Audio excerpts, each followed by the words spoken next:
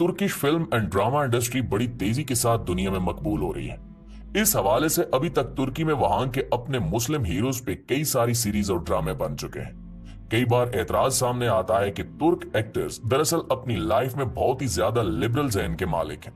जिस तरह का मुस्लिम करेक्टर तुर्किश ड्रामों और फिल्मों में पेंट किया जाता है, वैसा करेक्टर इन एक्टर्स की जाती जिंदगी में नजर नहीं आता। इस बात को लेकर अब तक बेशुमार यूट्यूबर्स और दीगर लोगों ने इस पे कंटेंट बनाया है और वीडियोस बना बनाकर अपलोड की हैं, जिनमें अपनी नाराजगी और गुस्से का इजहार भी किया है।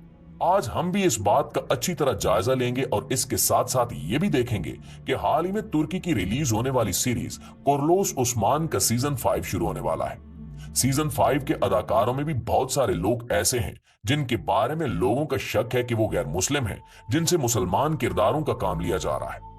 आज की इस वीडियो में हम आपको कुर्लोस उस्मान के सीजन 5 में मौजूद तमाम एक्टर्स के असल नाम और इनके मजाहिब के बारे में बताएंगे।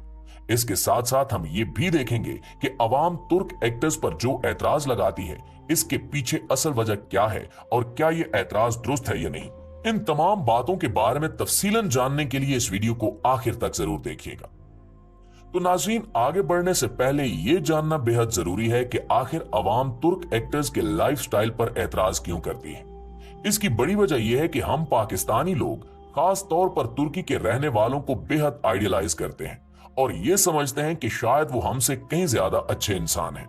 कहीं ना कहीं हमारी अक्सरियत इस बात पर भी यकीन रखती है कि शायद मुस्लिम खिलाफत का आया भी दोबारा तुर्की से ही होगा, जबकि इन तमाम बातों में कोई सदाकत नहीं है और ये महज पाकिस्तानी अवाम को बेवकूफ बनाने के लिए घड़ा गया एक बयानिया है।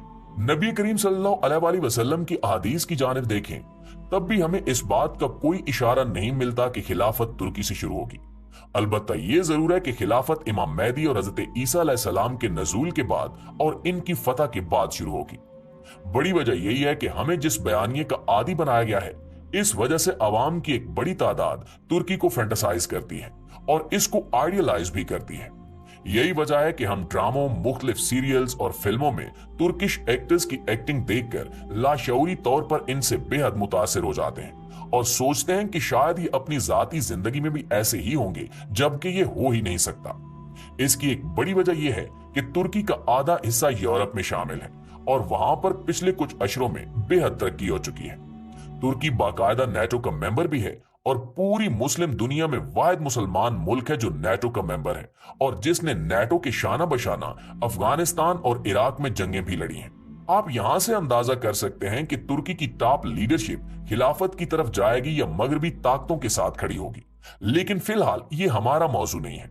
हमारा मौजू ये बताना है कि आजकल के तुर्की एक्टर्स इसी माहौल में पड़े बड़े हैं जिस तरह का माहौल तुर्की की टॉप लीडरशिप का है। तुर्की की तमाम लीडरशिप इसी तरह से निचले लेवल के गली मोहल्लों से उठकर ऊपर आई है। तुर्की का माहौल हमारी निस्बत बहुत ज्यादा एडवांस है और जिसे हम लोग बेहयाई समझते हैं, वहां के लिए एक नॉर्मल चीज है। इसलिए जरूरी यह है कि हम अपने आप को इस मामले में फैंटासाइज ना करें और तुर्की वालों को आइडलाइज ना करें। फिल्म हो या ड्रामा या कोई भी सीरीज, ये महज एंजॉय करने की चीज है।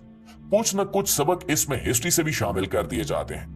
लेकिन मौजूदा दुनिया मार्केटिंग की बेस पर चलती है और आज की दुनिया में सबसे बड़ी मार्केटिंग दरअसल इंटरटेनमेंट की मार्केटिंग है और इंटरटेनमेंट के लिए सबसे बड़ा हथियार औरत ही है, जिसको मुख्तलिफ तरीकों से इस्तेमाल किया जाता है।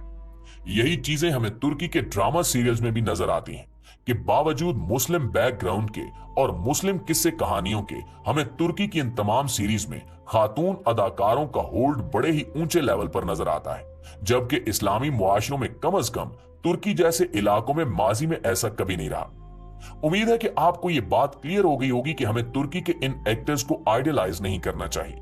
वो एक अलग माहौल में पले बड़े इंसान हैं और हमसे एक बहुत ही मुख्तलिफ आबो हवा और मुआशरत में जवान हुए हैं। इनकी मुआशरत हमें बेशक बेहयाई लगे, लेकिन वो इनके लिए बिल्कुल नॉर्मल चीज है। तुर्की का जवान अब फैशन को अपनाने में हमसे कहीं ज्यादा आगे निकल चुका है और तुर्की के जवानों में वहां के लड़के और लड़कियां दोनों ही शामिल हैं। आइए अब हम कुर्लोस उस्मान के सीजन 5 के एक्टर्स के असल नाम और मजहब के बारे में जानते हैं। सबसे पहले अगर हम इस सीरीज की सबसे मशहूर अदाकारा फातिमा खातून की बात करें तो इनका असल नाम लैला किरसान है और वो मजहबन ईसाई यानी क्रिश्चियन है। इस पर काफी तनकीद की गई है कि मुसलमानों की तारीख पे बनाई गई इस सीरीज में एक क्रिश्चियन खातून को इतना आम किरदार क्यों दिया गया है। अलबत्ता तुर्की के मुआशरे में ये एक नॉर्मल चीज है और वहां पे सदियों से यहूदी, ईसाई और मुसलमान एक साथ इकट्ठे रहते आए हैं, जबकि हमारे यहाँ ये कॉन्सेप्ट तकरीबन मादूम हो चुका है। इसके अलावा इस सीरीज में बड़े बड़े एक्टर्स और भी शामिल हैं, जिनमें मोहम्मद बे, जिनका असल नाम एमरे दनलिश है, वो मुसलमान है।